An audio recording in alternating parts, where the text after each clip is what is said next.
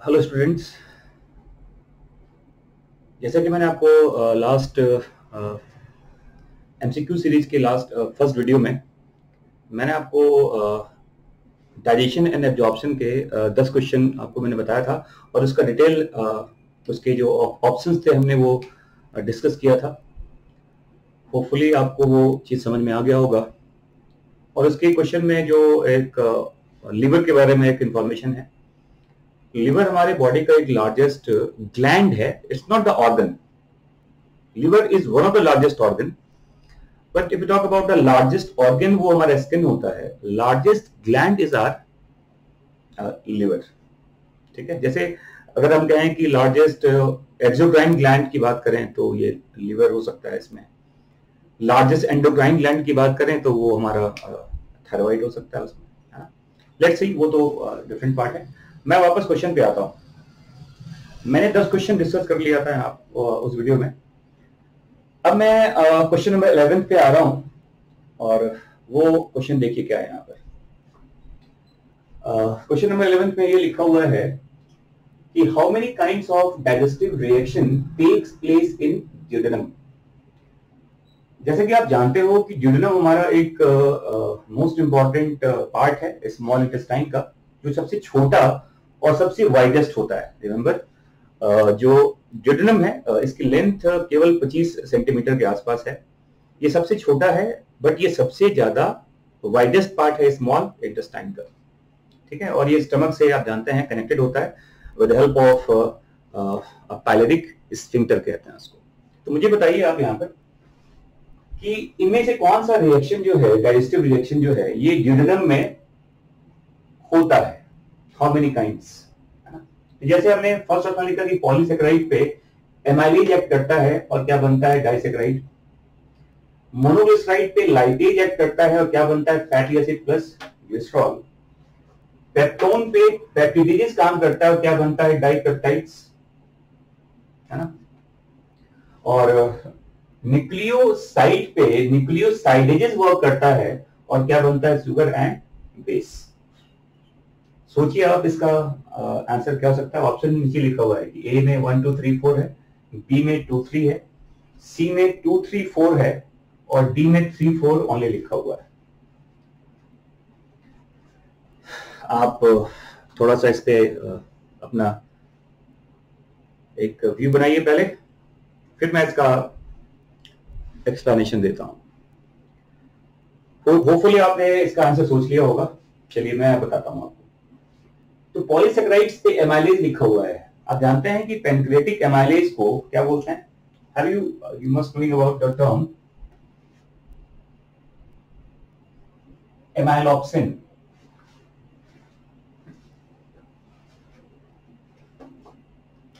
क्या कहते हैं इसको, एमाइलोप्सिन। ये एमाइलेज यही है। और 70% तक जो आपका स्टार्च है, जो कार्बोहाइड्रेट है, ये डाइसेकेराइड्स में ब्रेक करता है। इसको माल्टोज कहते हैं एक्चुअली आप, है ना। तो ये बात बिल्कुल सही है कि ड्यूडेनम में पेंक्रियास का एंजाइम एक्ट करता है। इस एमाइलेज को क्या बोलते हैं, एमाइलोप्सिन कहा जाता है। क्लियर। तो ये तो होता ही है। मोनोग्लिसराइड्स, अब देखो, ट्राइग्लिसराइड जानते हैं आप, जो न्यूट्रल फैट है एक्चुअली, जिसमें एक ग्लिसरॉल और 3 फैटी एसिड्स होते हैं।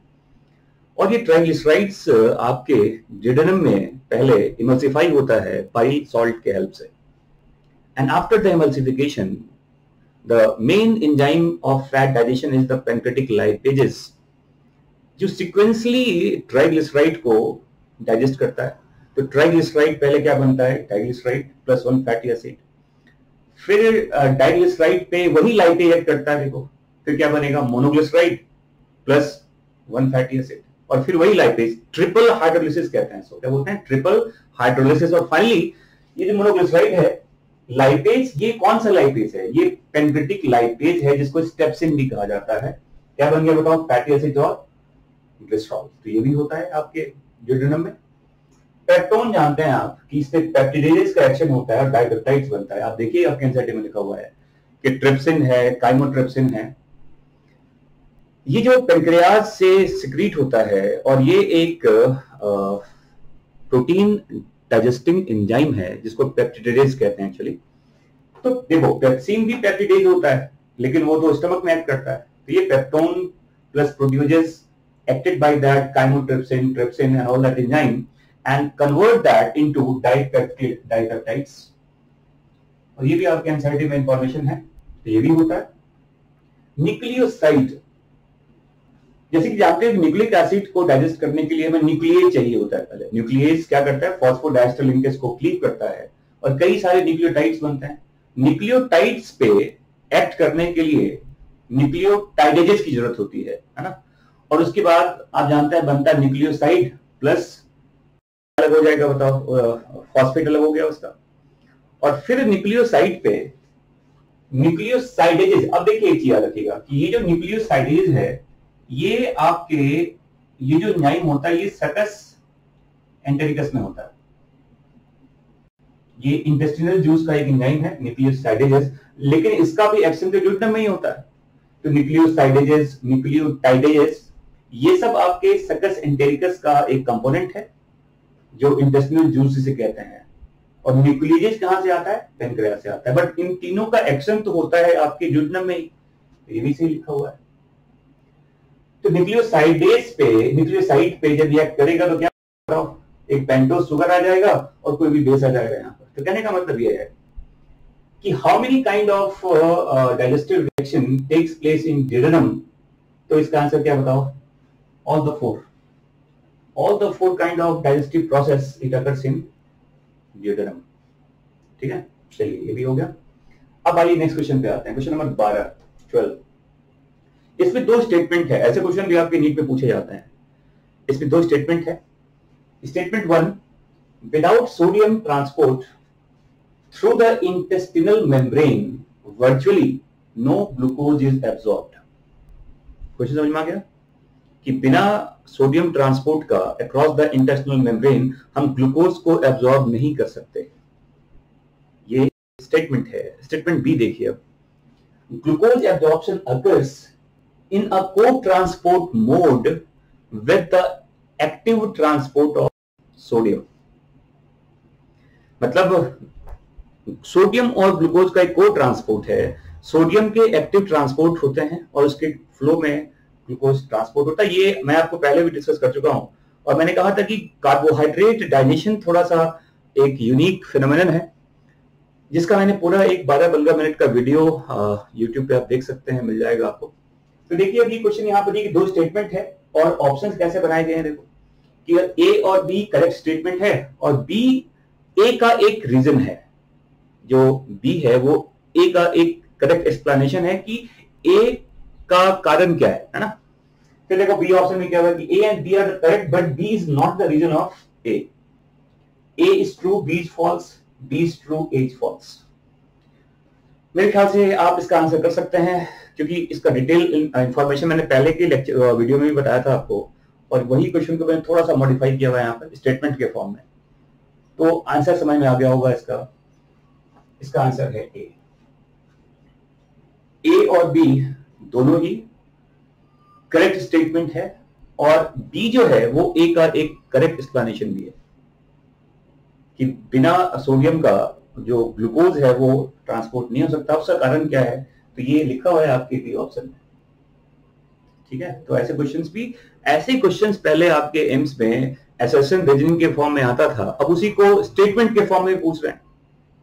तो मोड वही है, थोड़ा सा उसका ऑप्शंस का तरीका चेंज हो गया। ठीक है, तो ये दो क्वेश्चन मैंने डिस्कस कर लिया, क्वेश्चन नंबर 11 और 12। अब मैं आपको नेक्स्ट वीडियो में 2-3 क्वेश्चन और डिस्कस करूंगा। तो पहले आप ये दो क्वेश्चन अच्छे से आपके दिमाग में चला गया होगा। अब थोड़ा सा ये पॉज होगा आपका वीडियो। तो बच्चों देखो, ये 3 क्वेश्चन और मैंने लिखा। It is almost 4, 1, 12, 13, 14 and 15। ये 4 क्वेश्चन हमने और लिखा आपके व्हाइट बोर्ड पे। अब आप देखिए और पढ़िए इसको और आंसर भी आप डिसाइड कीजिए कि इसका आंसर क्या होगा। जैसे क्वेश्चन नंबर 12 में देखो हमने क्या लिखा है कि which of the following component is necessary for glucose absorption. देखो ग्लूकोज एब्जॉर्प्शन पे पहले भी कई क्वेश्चन डिस्कस कर चुके हैं। तो एक अगर कॉन्सेप्ट है, देखो अगर आपके पास एक कॉन्क्रीट कॉन्सेप्ट आपके ब्रेन में है तो उस कॉन्सेप्ट से कई सारे क्वेश्चन डेवलप हो सकते हैं। उस क्वेश्चन का जो डिफिकल्टी लेवल होगा वो काफी आसान भी हो सकता है, थोड़ा मीडिएट, थोड़ा मॉडरेट लेवल का डिफिकल्टी हो सकता है, या बहुत ज्यादा वो डिफिकल्ट हो सकता है। और हर बार जब एग्जामिनर ये क्वेश्चन, इस तरह के क्वेश्चन जब फ्रेम करते हैं तो उनके दिमाग में सब कुछ रहता है कि क्वेश्चन को आसान भी फ्रेम करना है, थोड़ा डिफिकल्ट करना है और मॉडरेट लेवल पर रखना है ना। तो देखो अब ऑप्शन में क्या लिखा है कि सोडियम है, ट्रांसपोर्ट प्रोटीन है, एटीपी है और लिम्फेटिक कैपिलरी है। तो सोचिए इसका आंसर क्या है। तो अब बताओ, जैसे आपके बुक में लिखा गया कि ग्लूकोज एक सोडियम को ट्रांसपोर्ट मैकेनिज्म है। ग्लूकोज का एब्जॉर्प्शन सोडियम के साथ होता है और सोडियम का जो एब्जॉर्प्शन है इसमें दोनों तरह का, एक तो कहते हैं इसमें एक्टिवली पहले सोडियम को पंप किया जाता है, फिर वो पैसिव फ्लो के साथ सोडियम अंदर की तरफ आता है और उस सोडियम को अंदर लाने के लिए ट्रांसपोर्ट प्रोटीन की जरूरत होती है और उसी ट्रांसपोर्ट प्रोटीन से ग्लूकोज अटैच भी होता है। लेकिन आप ये जानते हैं, तो मतलब एक्टिव अगर होगा, चाहे वो प्राइमरी एक्टिव हो चाहे वो सेकेंडरी एक्टिव ट्रांसपोर्ट हो, एटीपी तो चाहिए आपको। तो एटीपी चाहिए आपको, ट्रांसपोर्ट प्रोटीन की जरूरत है, सोडियम की जरूरत है, लिम्फेटिक कैपिलरी।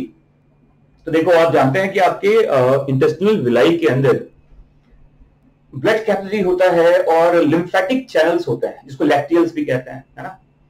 तो लैक्टियल्स जो होता है जिसको लिम्फेटिक कैपिलरी भी कह सकते हैं आप, छोटा सा वो लिम्फेटिक वेसल है एक्चुअली। तो लिम्फेटिक चैनल्स में ग्लूकोज का ट्रांसपोर्ट नहीं होता, ग्लूकोज एब्जॉर्ब नहीं होता। आप जानते हैं कि जो फैट सोल्युबल विटामिन्स होते हैं या जो फैट के कंपोनेंट होते हैं, यही दो चीज हैं जो आपके लिम्फेटिक सिस्टम में कैरी होता है, बाकी तो सब कुछ आपके ब्लड में एब्जॉर्ब होता है। तो ग्लूकोज के एब्जॉर्प्शन में लिम्फेटिक कैपिलरी का कोई इन्वॉल्वमेंट नहीं होता। कोई ये चीज याद रखिएगा, all the absorbed substances enters in our blood capillaries present in the intestinal villi except the fat soluble vitamins and the fat component। और इसका भी एक्सप्लेनेशन आपके एनसीईआरटी में लिखा गया है कि ये वाटर इनसॉल्युबल होते हैं ये चीजें, तो ब्लड कैपिलरी में एब्जॉर्ब नहीं होता।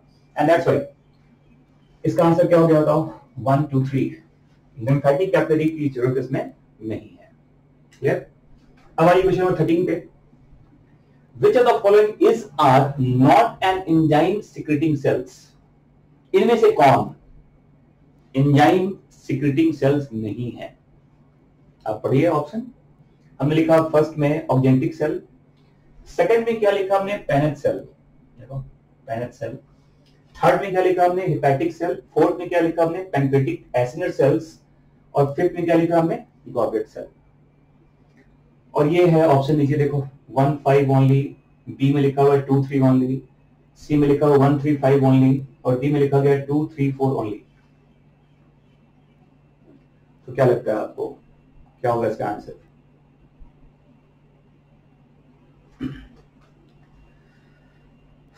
और देखो बायो में आपको अगर देखा जाए तो बहुत ज्यादा आपके पास टाइम नहीं होता क्वेश्चंस के आंसर करने के लिए। आपको 45 मिनट्स, 40 से 45 मिनट्स में आपको बायो के 90 क्वेश्चंस सॉल्व करने होंगे अगर आप फिजिक्स केमिस्ट्री में अच्छा करना चाहते हैं। तो ये आपकी स्पीड बननी चाहिए, आपकी स्पीड बननी चाहिए कि आप 90 में क्वेश्चंस को 40-45 मिनट्स में सॉल्व कर लें। और ये ऐसा हो सकता है, बट थोड़ा सा इसके लिए कॉन्सेप्चुअली आपको बहुत स्ट्रांग रहना पड़ेगा और थोड़ा सा आपका जो प्रेजेंस ऑफ माइंड है वहां पर वो वर्क करना चाहिए। और क्वेश्चन सॉल्व करते वक्त हर तरह का अंडरस्टैंडिंग डेवलप होना चाहिए, एलिमिनेशन का प्रोसेस होना चाहिए, मेमोरी बेस्ड क्वेश्चंस का आपको इंफॉर्मेशन होना चाहिए। तो हर तरह का उसमें तिक्रम लगाया जाता है ताकि आप जल्दी से जल्दी कुछ निमोनिक्स वगैरह आप जो होता है वो आप बना के रखिए याद करने के लिए। तो हर तरह का तरकीब आप लगाएं वहां पर तो आपको सक्सेस जरूर मिलेगा। तो देखिए यहाँ पर तो ऑर्गेनिक सेल जानते हैं, इसको आप पैराइटल सेल्स भी कहते हैं। ऑर्गेनिक सेल्स को पैराइटल सेल्स भी कहा जाता है ना। ये आपके गैस्ट्रिक ग्लैंड का एक सेल है, और इससे आपको पता है कि इससे क्या बनता है बताओ? It secrete HCl and a castle intrinsic factor. तो ऑर्गेनिक सेल्स में कोई एंजाइम तो नहीं होता, ये HCl बनाता है और बनाता है कैसल इंट्रिंसिक फैक्टर, जो कि विटामिन B12 के एब्जॉर्प्शन में इन्वॉल्व होता है।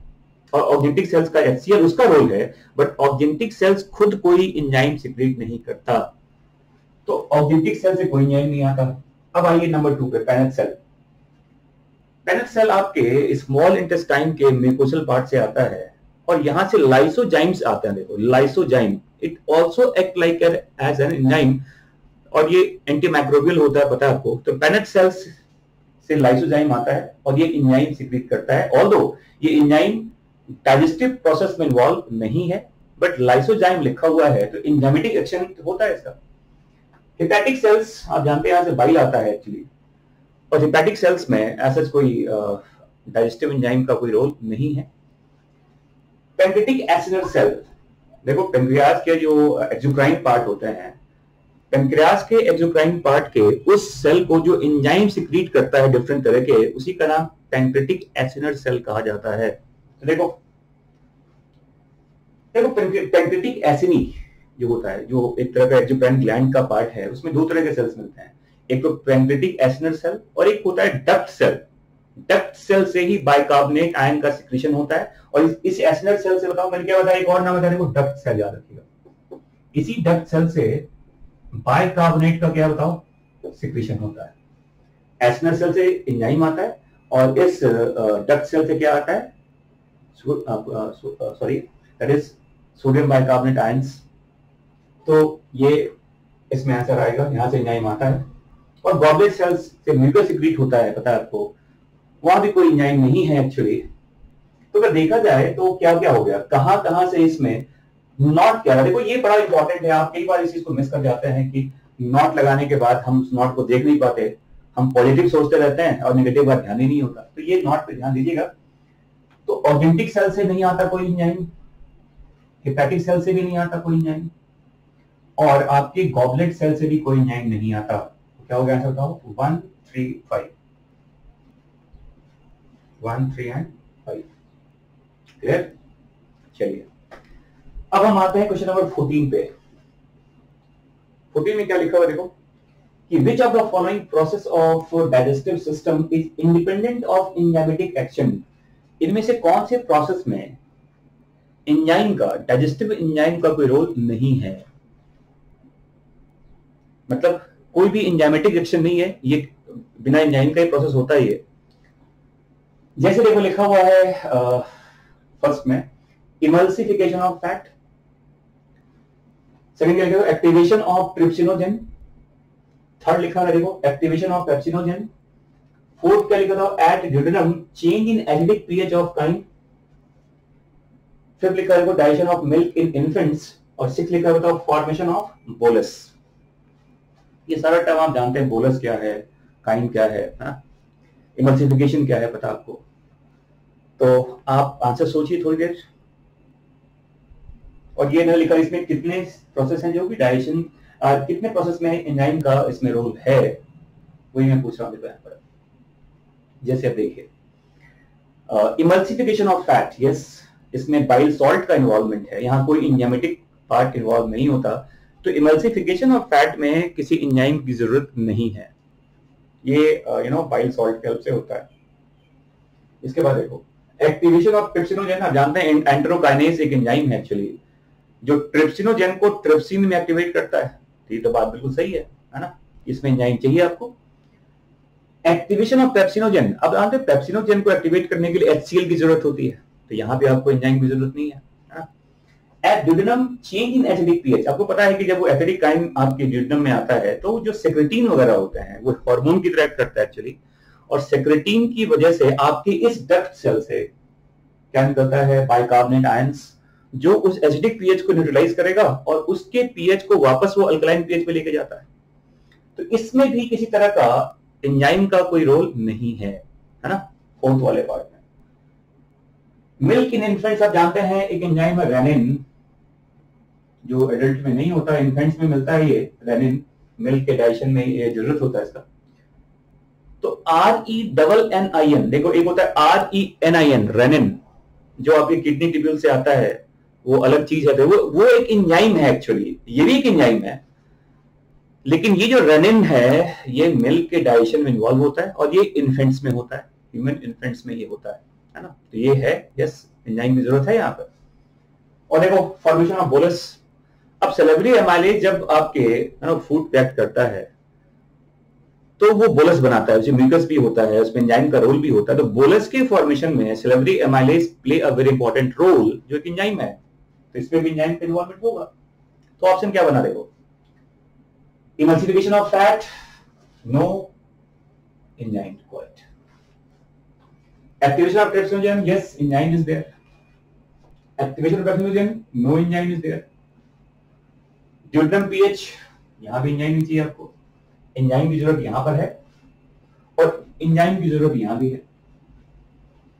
तो क्या क्या हो गया बताओ, 1, 2 और 3, आंसर इज सी। ठीक है, क्वेश्चन बन सकता है हम किसमें एंजाइम की जरूरत नहीं है, हमने पूछा कि एंजाइम की जरूरत है, तो थोड़ा सा वो जो नो लग जाता है ना, तो वो उस पर थोड़ा आपको ज्यादा ध्यान देने की जरूरत होगी वहां पर। ठीक है, चलिए आगे देखते हैं। क्वेश्चन 15 देखिए, क्वेश्चन ये कि which of the following is a secretion of brush border cells of intestinal mucosa। अभी क्वेश्चन क्या है, ब्रश बॉर्डर सेल्स होते क्या है वो समझिए पहले। अब यहाँ पे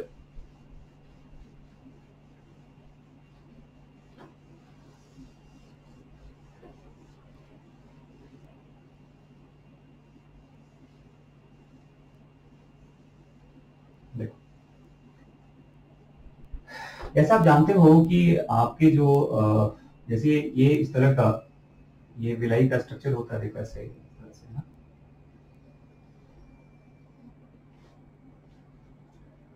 और अब ये जो बीच में आप देख रहे हैं, ये जैसे ये विलाई है देखो, और बीच में ये क्रिप्स होता है, जिसको क्रिप्स ऑफ लिवर कौन कहते हैं, इसी को इंटेस्टिनल ग्लैंड कहा जाता है। और अब इसकी सरफेस पे जो इसके लाइंस को जो बनाता है, देखो ये ऐसे, आप जानते हैं ये ब्रश बॉर्डर सेल्स एक्चुअली।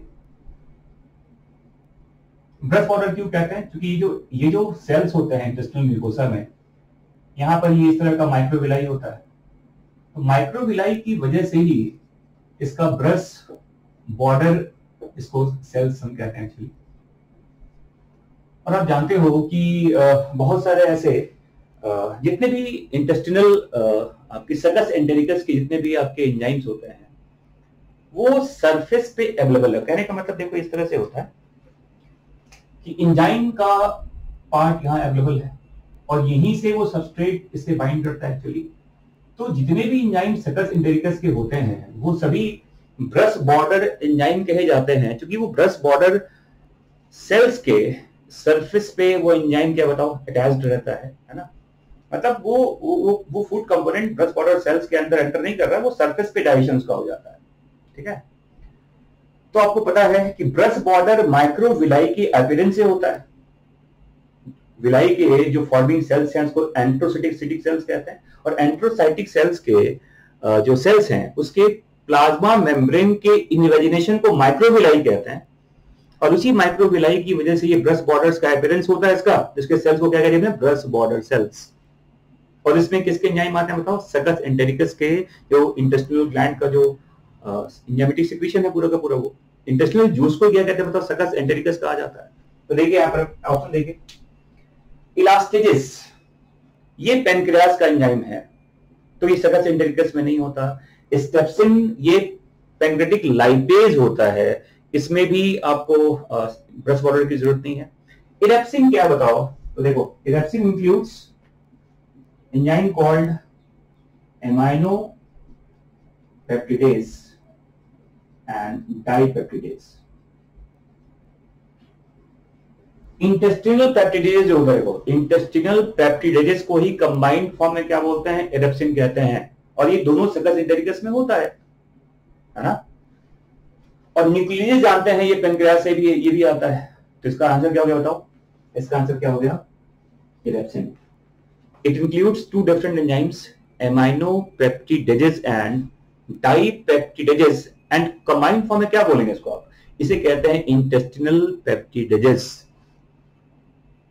और ये ब्रश बॉर्डर सेल्स आपके एनसीईआरटी में भी ये वर्ड मेंशन किया हुआ है, तो ये भी आप याद रखिएगा। ऑल्दो आपके एनसीईआरटी में इनमें से आई थिंक इलास्टेजेस टर्म भी यूज नहीं किया गया, स्टेप्सिन भी लिखा हुआ नहीं है, इरेप्सिन भी लिखा हुआ नहीं है, न्यूक्लियस मेंशन है, एमाइनोपेप्टिडेज भी लिखा है, डाइपेप्टिडेज भी लिखा है, लेकिन उसका कोई ये इरेप्सिन वर्ड कहते हैं ये मेंशन नहीं है, लेकिन आप इसे याद रखिएगा। ठीक है, तो ये हमने कर लिया क्वेश्चन नंबर 15। अब मैं आपको बता रहा हूं क्वेश्चन नंबर 16 टू 20।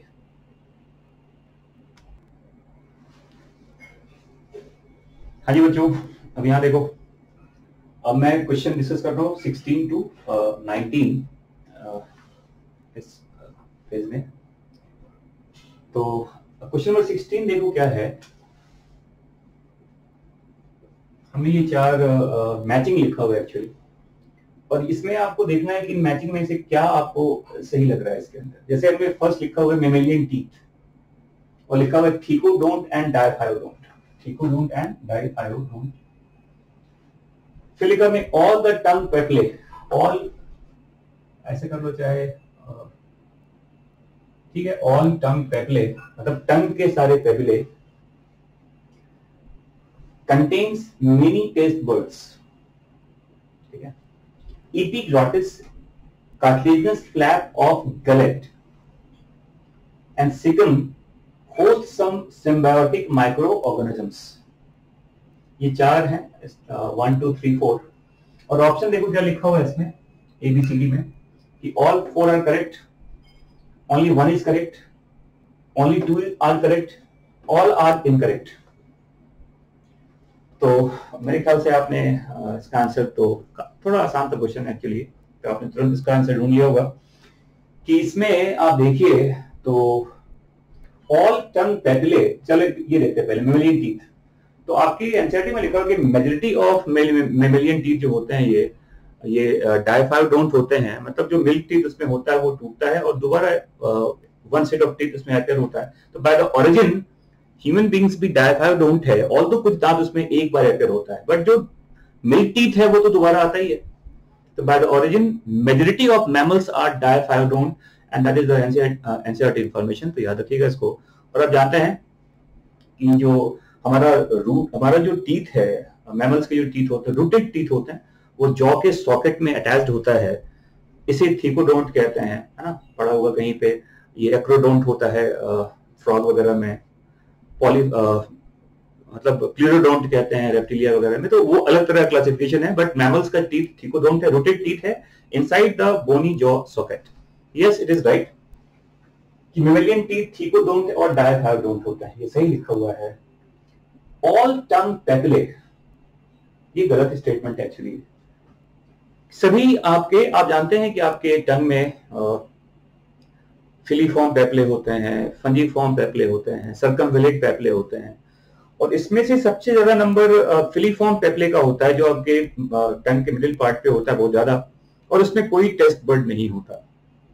तो टेस्ट बर्ड्स आपके सभी पेपले में नहीं है, ये फंजीफॉर्म पेपले में होता है और सर्कमवेलेट पेपले में होता है। फिलीफॉर्म पेपले में कोई टेस्ट बर्ड नहीं होता, और ये आपके टंग में सबसे ज्यादा नंबर में पाए जाने वाला पेपिले है।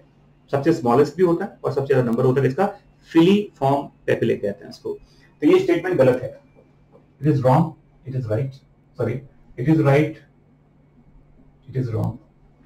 आगे देखते हैं, एपिग्लॉटिस,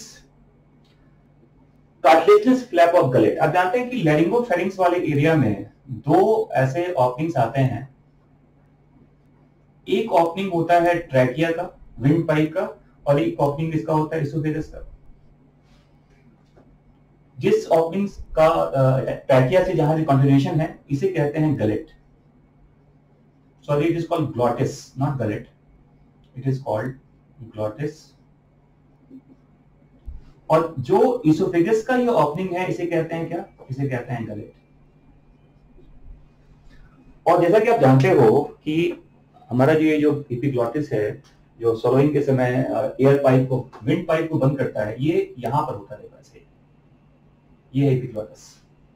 तो epiglottis cover the glottis not the gullet, तो ये स्टेटमेंट गलत हो जाएगा, देखो इट इज रॉन्ग। ये और ये जानते हैं कि ये सेफ्टी के लिए होता है कि आप खाने को सोलो करेंगे तो कोई भी फूड पार्टिकल आपके विंड पाइप की तरफ नहीं आएगा, वो सारा इसोफेगस की तरफ चला जाता है ना। And that is because of closure of the this epiglottis. तो ये गलत है। Caecum host some symbiotic microorganism. आप जानते हैं कि हमारा जो लार्ज इंटेस्टाइन है सिकम, इसमें इवन कोलोन में भी होता है, कुछ सिम्बायोटिक बैक्टीरिया वगैरह होते हैं जो हमारे लिए बहुत वैल्यूएबल विटामिन फॉर्म करते हैं, है ना। तो ये आपके लिए कहते हैं हमारा जो एलिमेंट्री कैनाल का पूरा जो फ्लोरा है, या जो कह सकते हैं उसका जो पूरा एक पूरा कई तरह के, हजारों तरह के बैक्टीरिया वगैरह वहां पे एग्जिस्ट कर रहे हैं। और ये बैक्टीरिया बड़े यूजफुल बैक्टीरिया भी हैं, मोस्टली हार्मफुल भी होते हैं। तो ऐसा किसी रिसर्च में बताया गया कि आपके एलिमेंट्री कैनाल में कुछ ऐसे बैक्टीरियाज हैं जो आपके ओबेसिटी को भी कंट्रोल करता है। और ऐसा देखा गया कि अगर एक एक्सपेरिमेंट भी किया गया है कि एक अगर थोड़ा जो हेल्दी रैट या माइस होता है, उसके एलिमेंट्री कैनाल के बैक्टीरिया को निकालकर अगर ह्यूमंस बॉडी में डाल दिया गया तो उस आदमी में भी धीरे धीरे ओबेसिटी का कैरेक्टरिस्टिक आने लगता है, या रिवर्स भी रिएक्शन प्रोसेस किया गया है। तो कहने का मतलब यह है कि आपके एलिमेंट्री कैनाल में बहुत सारे बैक्टीरियाज होते हैं, हार्मफुल भी हैं, यूजफुल भी होते हैं। मोस्टली यूजफुल बैक्टीरियाज हैं आपके एलिमेंट्री कैनाल में। और उसी में मैंने कहा कि आपके कोलोन में, सिकम में बैक्टीरिया होता है, और ये एनसीईआरटी की लाइन भी है। तो विटामिन B12 और कई तरह के विटामिन के वगैरह जानते हैं, वो बहुत ज्यादा इंपॉर्टेंट है, और ये सभी इसी बैक्टीरिया से आता है। ये स्टेटमेंट भी सही है। तो ये भी स्टेटमेंट क्या हो गया बताओ, सही हो गया। तो आंसर हो गया फर्स्ट एंड फोर्थ। तो ओनली 2 आर करेक्ट, बाकी सब इसमें ऑप्शन सही नहीं है। ठीक है, चलिए ये हो गया 16। अब आइए 17 पे। Lipases are present in. Lipases कहां कहां होता है तो बताइए। गैस्ट्रिक जूस में होता है लाइपेज, यस। जो इवन जो गैस्ट्रिक लाइपेजेस जिसे कहते हैं आप, इवन जो इन्फेंट्स वगैरह हो जो मिल्क का इंटेक बहुत ज्यादा करते हैं, और मिल्क में जो फैट होता है उसको गैस्ट्रिक लाइपेज का एक्शन वहां पर होता है। तो ये गैस्ट्रिक जूस में भी लाइपेजेस होते हैं, और दो एडल्ट्स में ये लाइपेज बहुत ज्यादा फंक्शनल नहीं है, बट लाइपेज होता तो है। इवन सकस एंटेरिकस में इंटेस्टिनल लाइपेजेस भी मिलते हैं थोड़े बहुत। फिर वही बात है कि ज्यादा रोल नहीं है इसका, but most of the lipases आपके पैंक्रियाटिक जूस से आता है, जिसको स्टेप्सिन कहते हैं, पैंक्रियाटिक लाइपेजेस। तो ऐसे क्वेश्चन का आंसर क्या करेंगे आप, ऑल ऑफ दीस। अगर लिखा होता है मैक्सिमम लाइपेजेस कहां से आता है तो पैंक्रियाटिक जूस होता, बट लाइपेजेस कहां कहां होते हैं तो ए भी होगा, बी भी होगा और सी भी होगा। तो इसका आंसर हो गया ऑल ऑफ दीस। ठीक है, चलिए अब आते हैं क्वेश्चन नंबर 18 पे। क्वेश्चन छोटा है बट बड़ा ही कॉन्सेप्चुअल क्वेश्चन है ये। Which of the following does not involve in the process of fat absorption? इनमें से कौन सा कंपोनेंट है जो फैट के एब्जॉर्प्शन में इन्वॉल्व नहीं है? ऑप्शन देखिए, ए लिखा हुआ है माइसेली, बी लिखा गया है काइलोमाइक्रोन्स, सी लिखा हमने लिम्फेटिक वेसल, और फोर्थ लिखा हमने हेपेटिक पोर्टल वेन। तो चलिए पहले मैं थोड़ा सा इसका आपको, आप आंसर सोचिए, मैं इसका थोड़ा डायग्राम में बता दूं इसका आंसर क्या होगा।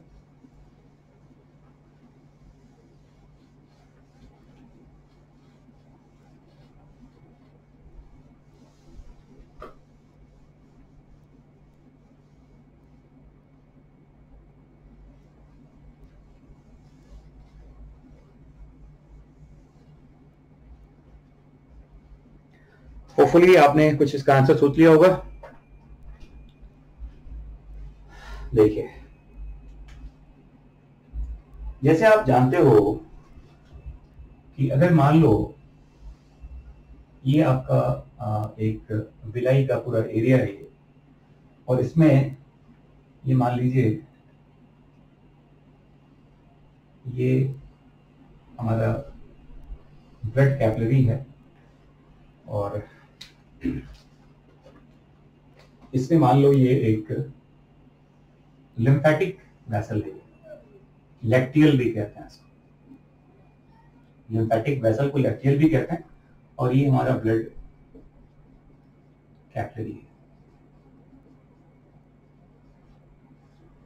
है ना। और आपको पता है कि आपकी बिलाई के सरफेस पे ये मान लो हमारा एक ये म्यूकोसल सेल्स हैं एक्चुअली, जिसके सरफेस पे इस तरह का क्या होता है, ये माइक्रो विलाई कहते हैं। ये मेम्ब्रेन का ही इन्वेजिनेशन है, ब्रश बॉर्डर्स अपीयरेंस इसका होता है। और आप जानते हैं कि अब कैसे इसमें फैट का एब्जॉर्प्शन होता है। जैसे आप जानते हैं कि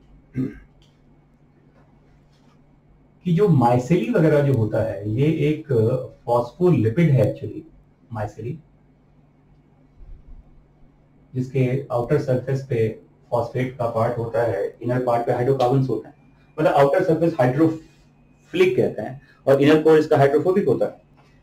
और इसी जगह पर जो फैट के जो कंपोनेंट्स हैं, फैटी एसिड, कोलेस्ट्रॉल्स वगैरह जो होते हैं, ये इसके इनर कोर में ट्रैप रहता है, क्योंकि दोनों हाइड्रोफोबिक नेचर का होता है, इनर कोर हाइड्रोफोबिक है, तो ये ट्रैप करता है उस स्कैटर्ड कंपोनेंट ऑफ फैट को जो आपके गट में इधर उधर फैला हुआ रहता है। मतलब scattered component of fat gate trapped inside the inner core of माइसेली। ठीक है, अब माइसेली एक तरह का ट्रांसपोर्ट यूनिट होता है। ये इस पार्ट को, ये माइसेली यहां पहुंच गया, देखो कहां पे ये पहुंच गया, माइक्रोविलाई के सरफेस पे। तो देखिए जब ये माइक्रोविलाई के सरफेस पे पहुंच गया, आप देखो ऐसे ये, तो इसके अंदर के जो कंपोनेंट्स होते हैं ये अब पैसिवली डिफ्यूज कहां करता है, इसके सेल्स के अंदर, है ना। और ये कंपोनेंट जब यहां पहुंच गया तो वापस ये आकर यहां पर एक न्यूट्रल फैट, ये वापस मिल जाता है, देखो जुड़ जाते हैं कंपोनेंट और बनता है क्या, देखो इसको न्यूट्रल फैट कहा जाता है एक्चुअली। और न्यूट्रल फैट के ऊपर फिर एक लाइपोप्रोटीन्स की कवरिंग बन जाती है, देखो मेम्ब्रेन ऐसा कवर करता है इसको, देखो, और इसे कहते हैं क्या, इसे कहते हैं काइलोमाइक्रोन्स। ये तो माइसेली है, ये काइलोमाइक्रोन्स, और ये काइलोमाइक्रोन्स अब कहां पहुंचेगा, आपके लैक्टियल चैनल्स में। ठीक है, तो कहने का मतलब ये है कि जो अब अगर आप ऐसा देखिए, एक और चीज देखिए, तो और ये लैक्टियल, पता है आपको कि ये लैक्टियल लार्ज लिम्फेटिक डक्ट में मिलते हैं, और ये वापस अब आपके जो सुपीरियर वेना कवा होता है, ब्लड सर्कुलेशन, वहां पहुंच जाता है। बट कहीं भी हिपैटिक पोर्टल वेन को ये एसोसिएट नहीं करता, क्योंकि आप जानते हो कि जब आप खाना खाते हैं तो आपका इवन आपका स्मॉल इंटेस्टाइन है, लार्ज इंटेस्टाइन का पार्ट है, इवन स्टमक का पार्ट भी होता है, ये सभी चीज एक वेन्स के थ्रू, हिपैटिक पोर्टल वेन्स के थ्रू ये जाता है आपके कहा, लिवर में। और लिवर से फिर आप जानते हो कि हिपैटिक वेन से ये कहां कनेक्ट होता है, आपके इंफीरियर वेना कावा में। तो कहने का मतलब ये है कि फैट कंपोनेंट को हिपैटिक पोर्टल वेन की जरूरत नहीं है। मतलब small intestine, large intestine, stomach में जो भी एब्जॉर्प्शन हुआ है वो कई सारे छोटे छोटे वेन से मिलकर कंबाइंड फॉर्म इसका हिपैटिक पोर्टल वेन है एक्चुअली, जो लिवर से कनेक्ट होता है पहले। और लिवर का काम है उन कंपोनेंट को ठीक ठाक रखना, उस कंपोजिशन को मेंटेन करना, और सब कुछ एक बैलेंस बनाने के बाद, जिसको आप कहते हैं हीमोस्टेसिस, होम्योस्टेसिस हो जाने के बाद वो कहां पहुंचेगा, पहले हिपैटिक वेन में। और हिपैटिक वेन कनेक्शन कहां से होता है, इंफीरियर वेना कवा से होता है। कहने का मतलब ये है कि फैट कंपोनेंट में एज किसी तरह के हिपैटिक पोर्टल वेन की जरूरत नहीं है।